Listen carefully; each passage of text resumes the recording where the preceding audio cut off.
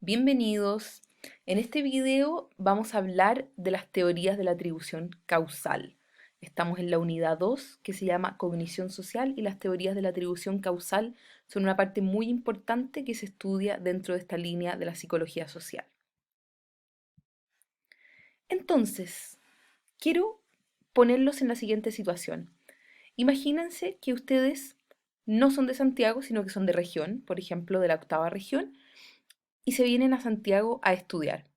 Para muchos, esta ciudad, con sus montañas, con sus edificios, con la polución en el aire, con los ruidos, es algo habitual, es algo familiar. Pero para alguien que viene de afuera, muchas veces se encuentra con esto y le causa una impresión muy fuerte, ¿ya? Imagínense que empiezan a sentirse irritados y a sentirse molestos por la manera quizás un poco brusca, distante y poco amable en que ustedes perciben que la gente responde a sus preguntas. Por ejemplo, si ustedes van al centro de Santiago, necesitan ir a la oficina de la Junaep para resolver un problema con su pase escolar y en el camino no saben bien en qué estación de metro bajarse o qué combinación de micro tomar y hacen la pregunta y no les responden como les habrían respondido en su ciudad de origen. Quizá ustedes llegaban con cierta ilusión, como la imagen que vemos aquí, se acercan amablemente y no se encuentran con una respuesta como lo que ustedes estaban esperando. Quizás ustedes se preguntarían, a ver si esa señora a la que le pregunté habrá sido antipática a propósito. ¿Ella se habrá dado cuenta de lo pesada que fue conmigo o siempre actúa de esa manera? Esa manera de responder cuando alguien pregunta o pide una indicación como ir a algún lugar, ¿es algo propio como de una suerte de cultura de las personas que viven en Santiago? ¿O esa persona en particular estaba, por ejemplo, teniendo un mal día o tiene una personalidad arisca y antipática? Uno también podría preguntarse acerca de uno mismo, ¿cierto? ¿Por qué estoy irritado? ¿Por qué estoy molesto? ¿Cuál es la causa de mi molestia? ¿Acaso soy yo una persona demasiado sensible, que me ofendo rápido frente a ciertas actitudes de las personas? ¿Soy intolerante y me cuesta entender estas diferencias en el modo de ser de la gente? Y uno también podría preguntarse, ¿esto que te pasó confirma esas expectativas previas que tenías acerca de la gente de Santiago? Bien, y lo que aprenderemos entonces en esta clase son tres cosas principalmente. Uno, los motivos por los cuales las personas tratan de encontrar las causas al comportamiento de los demás. Segundo, tres principales teorías de la atribución causal que se han desarrollado en psicología social y ahí se van a ir viendo en el fondo cuáles son ciertos criterios que las personas usamos para evaluar y tratar de entender los motivos de la conducta de las personas. Perdón, me voy a ir moviendo aquí para encontrar un lugar donde no entorpezca la lectura. Bien, entonces aquí muy brevemente una lámina en que veremos por qué nosotros tratamos de explicar nuestro comportamiento y el de los demás. Tenemos que reconocer que todos, desde el sentido común, eh, frecuentemente nos estamos preguntando por qué los demás hacen lo que hacen, por qué un integrante de mi equipo de trabajo no está motivado para trabajar y saca la vuelta, Em, por qué mi pareja es siempre cariñosa conmigo, pero un día en particular casi no me habla, no está interesado por preguntarme lo que pasó en mi día, por qué mi jefe no me saludó hoy día en la mañana. Uno está constantemente de manera bastante automática e inconsciente haciendo ese tipo de cuestionamiento. Entonces, como ya hemos visto en los módulos anteriores, intentamos comprender nuestro mundo para darle sentido y orden y saber cómo actuar.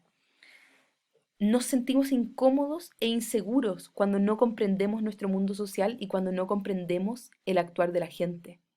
Nos interesa conocer los fenómenos del mundo físico. ¿Por qué se echó a perder tal o cual cosa? ¿Por qué tiembla? ¿Por qué hay terremotos? Pero sobre todo necesitamos comprender a la gente.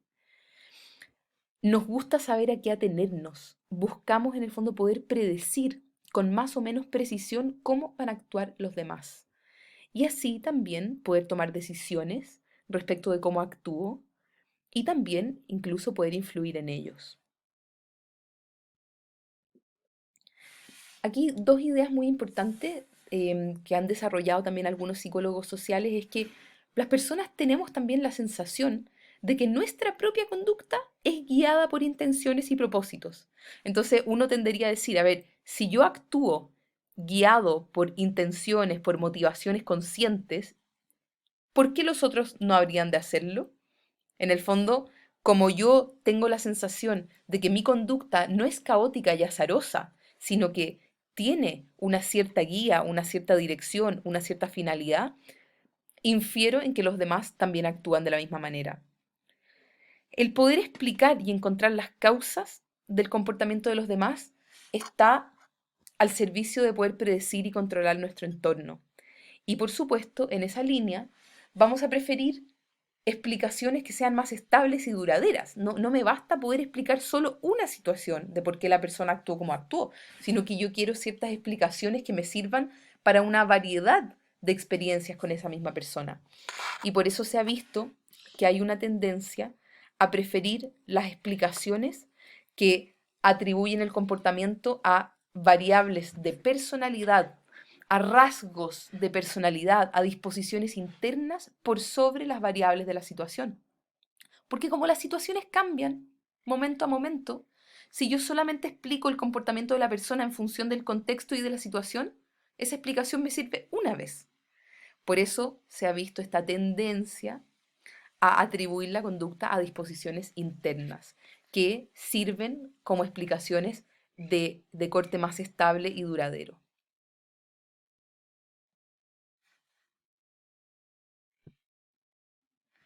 Bien, acá algo bien interesante, un dato freak. em, un psicólogo llamado Scherer encontró que las personas incluso desarrollan supuestos acerca de la personalidad de extraños solo con escuchar sus voces por teléfono. Y acá me trasladé inmediatamente a la situación de una consulta psicológica o de un centro de atención psicológica, donde, por ejemplo, potenciales pacientes llaman para pedir hora y son atendidos por una secretaria o por el propio psicólogo, que nos vamos formando impresiones acerca de la gente sin ni siquiera conocerlas. Uno puede decir, no, esta persona yo creo que es súper ansiosa porque me llamó y me empezó al tiro a pedir una hora para el día siguiente, no me dejó ni hablar, me empezó como a vomitar información respecto a su problema. Uno incluso puede hacer este mismo juicio en una única sesión psicológica. Encontrar que la persona está hablando muy rápido, que ni siquiera me dejó hacer preguntas, incluso llegando a pensar que tiene, no sé, una estructura límite de la personalidad. Em, y nos cuesta, por ejemplo, atribuir eso a causas como, chuta, quizás esta persona ya soy el tercer o cuarto centro al que llama, y claro, en el fondo está desesperada por encontrar atención porque estamos en medio de una crisis social y en el fondo ya en tres lugares le han dicho que no hacen atenciones online y está muy ansiosa efectivamente de recibir atención y ayuda psicológica, pero no porque eso sea una disposición interna, sino que está mucho más dado por el contexto. Una persona también en su primera sesión puede estar efectivamente con muchas ganas de contar su problema, pero porque quizás ha esperado 2 meses esta hora, no porque necesariamente esa persona sea de esa manera. Entonces, hay ojo con esa rapidez y esa tendencia que tenemos a atribuir el comportamiento de los demás a sus disposiciones internas, incluso habiéndolos visto una sola vez. Bien, entonces ahora vamos a ver tres principales teorías de la atribución causal que se han desarrollado en psicología social. Les pido aquí bastante atención, ya no es tan fácil de entender como a la primera vez, porque además hay que ejercitar y hay que encontrar ejemplos prácticos para poder aplicarlos a las distintas teorías.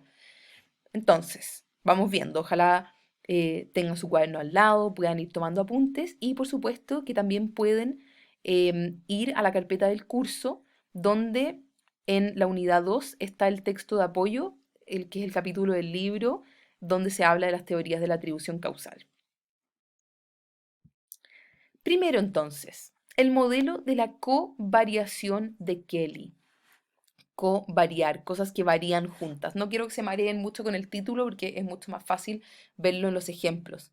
Esta teoría plantea que para descubrir las causas de la conducta, las personas evaluamos tres fuentes de información asociadas con la coocurrencia de cierta acción realizada por una persona y con una potencial causa. Vamos a ir viendo que esto se va a aclarar.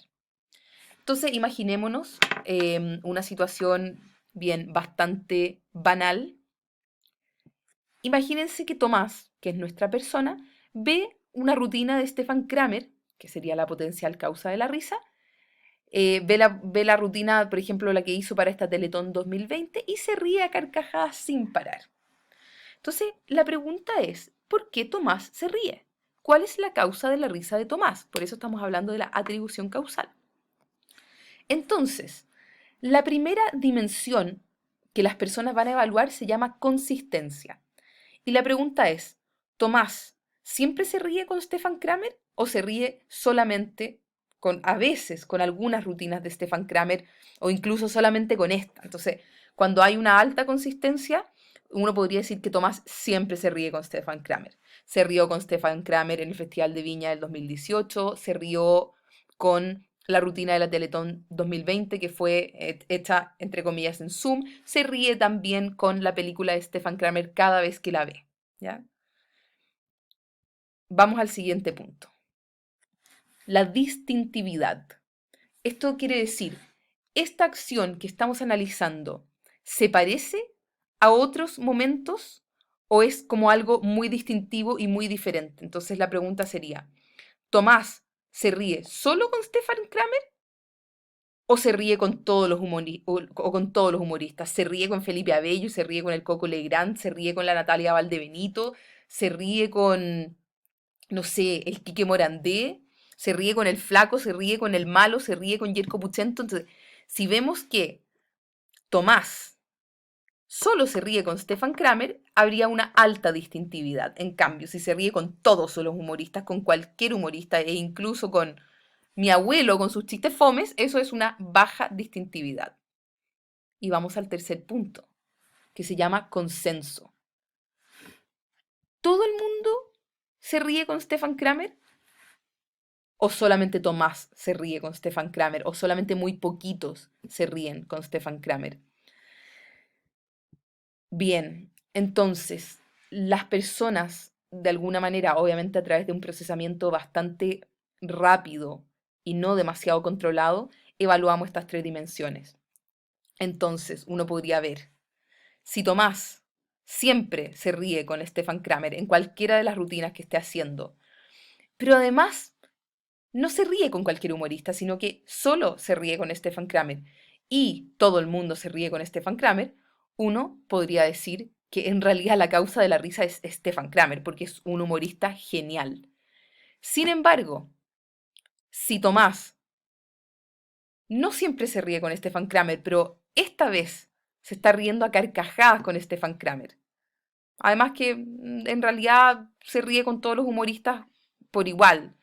Y no todo el mundo se ríe con Stefan Kramer, sino que solo él. Uno en verdad incluso podría empezar a pensar, ¿será que Tomás consumió alguna droga y por eso en este momento en particular se está riendo demasiado?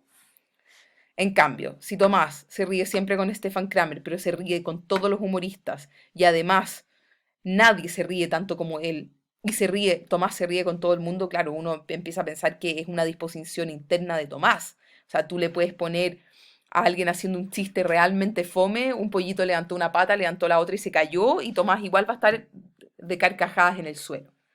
Ahí hay que ver cada caso, de hecho aquí les dejo algunos ejemplos para que ustedes ejerciten después cuando tengan tiempo, ¿ya? Esto puede ser relacionado con las relaciones de pareja, esto puede ser relacionado, por ejemplo, con el actuar de algún político. Em, este análisis acerca de las causas también se puede hacer, por ejemplo, con personas de grupos minoritarios, que obviamente es una línea que estudia fuertemente la psicología social. Y ahí es bien interesante porque el tipo de atribución que nosotros hagamos, por ejemplo, esa persona haitiana es floja porque es un rasgo interno de él, obviamente va a tener una consecuencia en el juicio que hagamos de esa persona y en la consecuencia que podamos tomar, por ejemplo, que pueda tomar su empleador. Em, Ahí les dejo esto para que ustedes lo puedan reflexionar y aplicar en el fondo estas tres dimensiones o estas tres fuentes de información: consistencia, distintividad y consenso. Bien, la segunda teoría que vamos a ver de manera breve es la teoría de Jones y Davis, de inferencia de correspondencia. Entonces, un poquito complejo el título, pero ¿qué quiere decir? Que las personas atribuimos que la conducta emana como de factores internos o que corresponde a factores internos cuando es elegida libremente, cuando la conducta de la persona provoca un efecto poco esperado o poco común, cuando la conducta es un acto que no es conveniente ni deseable socialmente, en el fondo puede ser que vaya contra la corriente o que sea muy disruptivo, y también cuando el acto tiene una repercusión directa sobre nosotras o parece ser hecho deliberadamente para afectarnos. Vamos a ver algunos ejemplos. Me estoy basando bastante en la contingencia.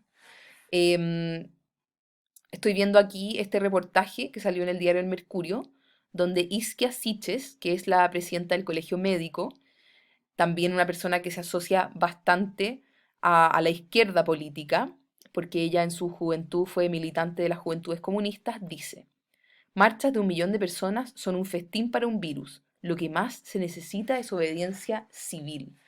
Wow, ahí estamos viendo una persona que quizás de un bloque político que no se ha escuchado, que en el fondo tradicionalmente no vas a escucharlas hablando de obediencia civil. En el fondo, en este caso, volviendo a la lámina anterior, uno podría ver que este comportamiento de Isquia, uno probablemente lo atribuye a una característica más de ella porque fue algo que quizás fue impopular para su sector político. En el fondo no fue algo quizás deseable o conveniente social o políticamente, sino que ella se atreve a ir un poquito contracorriente. Em, Así como vemos por el otro lado que un alcalde que es de derecha, que se llama Germán Codina, se tira de alguna manera en contra del gobierno, pidiendo que en su comuna haya una medida de cuarentena total. Entonces, claro, ahí uno dice, bueno, ¿por qué Codina hizo lo que hizo? Y en el fondo uno dice, ¿será que Codina genuinamente y como una disposición interna está realmente preocupado por su gente? Bueno, ahí habría que ver si él tiende a hacer acciones de este tipo, pero por otro lado están los más escépticos que dicen: Codina no es un experto en epidemiología ni en medidas sanitarias, y en cambio, en un plazo relativamente corto, hay unas elecciones municipales y quizás él quiere la reelección. Entonces, cuando uno empieza a tomar en cuenta estos factores, en que claro, quizás lo que dijo es muy conveniente y deseable socialmente, que a nadie le va a caer mal y que va a quedar muy bien parado, uno quizás empieza a atribuir que eso tiene que ver más con la situación y el contexto más que con un rasgo de personalidad o disposición interna de este alcalde. Acá vemos algo que va en la misma línea, ¿cierto? Javiera Parada, que renunció a Revolución Democrática y criticó las decisiones de ese partido, y en el fondo se empezó a posicionar como una persona como muy dialogante y que en el fondo podía ser transversal a bastantes posiciones. Uno podría decir, las personas tenderían a atribuir que esto tiene que ver con una característica de Javiera, porque en el fondo ella hizo esto libremente, nadie la obligó, nadie le puso la pistola al pecho, y además fue algo que provocó un efecto poco común, también no era lo que se estaba esperando de ella. Y acá me voy a un ejemplo un poquito más extremo. Em, Actualmente en Siria y también en otros países de Medio Oriente, en el fondo hay muchos cristianos que están siendo perseguidos por el Estado Islámico, también llamado ISIS, y que los propios habitantes de esos lugares llaman Daesh. Y en el fondo estas personas, que son creyentes, son cristianos, son bautizados, vienen personas del Estado Islámico y literalmente les ponen la pistola al pecho y les dicen: ¿qué prefieres? ¿Morir o convertirte al Islam? Y estas personas están dispuestas incluso a morir como mártires o bien huir de sus hogares para siempre para no convertirse al Islam. Ahí uno podría decir, eh, si es que una persona con una pistola en el pecho, literalmente bajo amenaza y en una situación de peligro, se convierte al Islam, ¿cuán verdadero es eso? ¿Cuán atribuible es a una causa interna? Muy poco, ¿cierto? Porque uno claramente vio que se dio en un contexto de amenaza. En cambio, uno sí podría decir que estas personas son muy audaces y muy valientes por mantener su fe a pesar de las circunstancias. Así, por ejemplo, también si estamos en el ámbito de las creencias religiosas, es distinto a alguien que fue bautizado por sus padres cuando tenía 3 meses de edad y que toda su vida, por ejemplo, ha profesado una religión, pero sin cuestionárselo mucho, porque en el fondo todos en su familia lo hacen, que cuando hay alguien que, por ejemplo, siendo ateo, se convierte a la religión y decide en una edad adulta, por ejemplo, em, bautizarse. Uno podría decir que eso emana mucho más de una disposición interna, ¿cierto? Bien, acá algunos ejemplos. Por ejemplo, la elección de carrera, cuando son carreras poco tradicionales, ¿cierto? Que quizás no son tan deseables desde el punto de vista del padre o la madre. Se entiende que eso es algo mucho más atribuible a una causa o disposición interna, por ejemplo, una gran vocación o mucho amor por esa carrera, sobre todo cuando todos los demás te han tratado de disuadir de que lo hagas.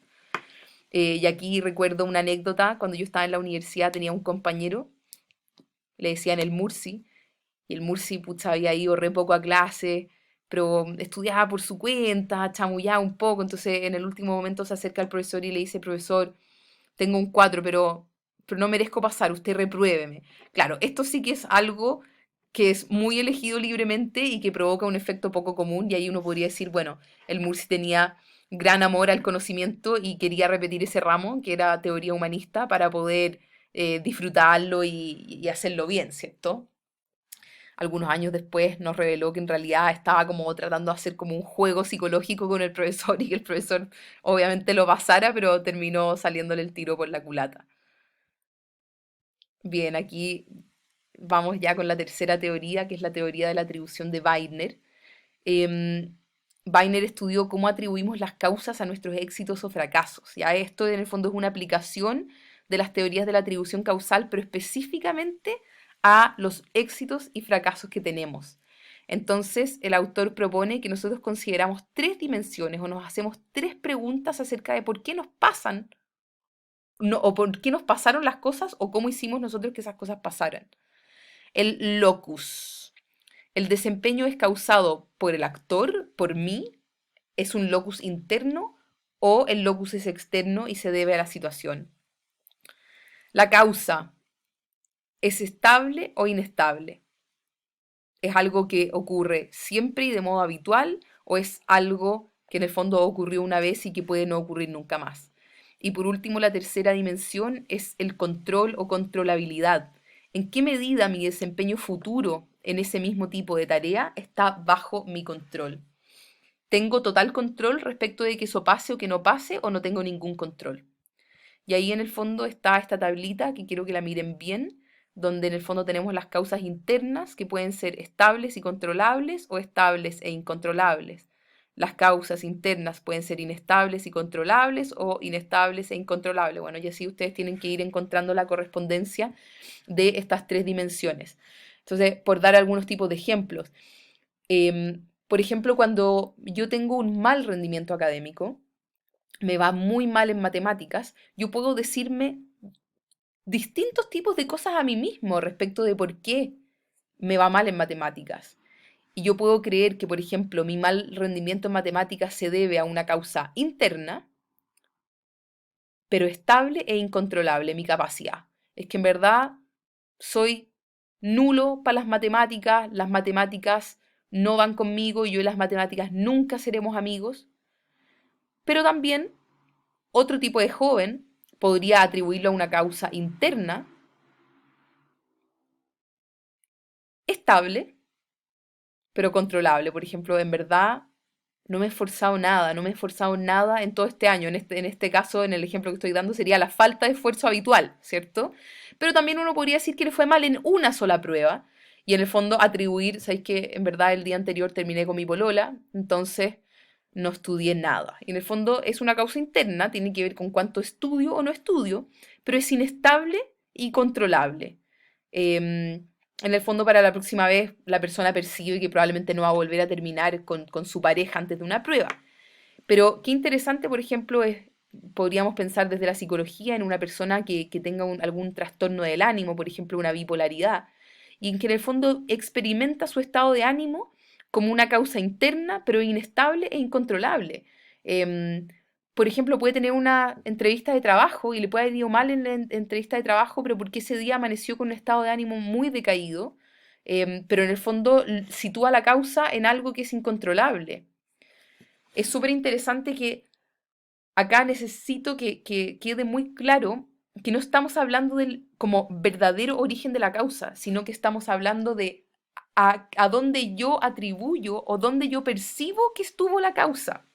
Entonces podemos encontrar, por ejemplo, jóvenes con un mal rendimiento académico o con un buen rendimiento académico y que lo atribuyen a distintas cosas. Uno quizás lo atribuye a la suerte y otro quizás lo atribuye a su esfuerzo, teniendo los dos el mismo promedio, ¿se entiende? Em,